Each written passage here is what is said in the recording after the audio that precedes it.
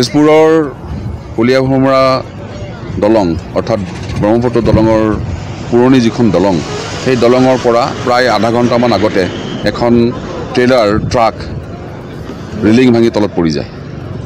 Railing ভাঙি তলত পৰি যায় মানে ট্ৰাকখনে খুব বেছি তীব্ৰ বেগত আহিছিল বা কোনোবা এখন গাড়ী ক্ৰছ কৰিবৰ কাৰণে তেওঁ অভাৰটেক কৰিবৰ কাৰণে খুজিছিল কাৰণে হ'ব পাৰে এই ট্ৰাকখন তললৈ পৰি যায় আৰু তললৈ পৰি যোৱাৰ লগে লগে ইতিমধ্যে তাত ড্ৰাইভাৰজন সন্ধানহীন হৈ আছে আৰু ড্ৰাইভাৰৰ লগত কোন মানুহ আছিল কেইজন মানুহ আছিল আমি এতিয়াও সন্ধান কৰিব পৰা নাই।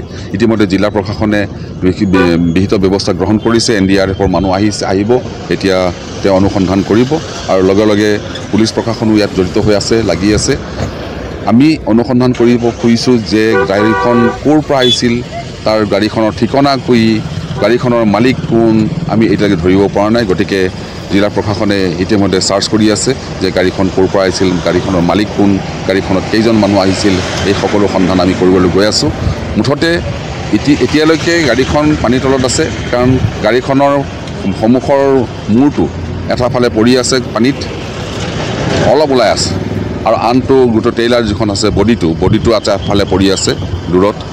গতিকে কেইজন মানুহ আছিল কিমান মানুহৰ অঘটন ঘটিলে বা ঢুকালে নে জীয়াই আছে এইখিনি আমি সন্ধান কৰিব পৰা নাই। আমি সন্ধানত লাগি আছোঁ।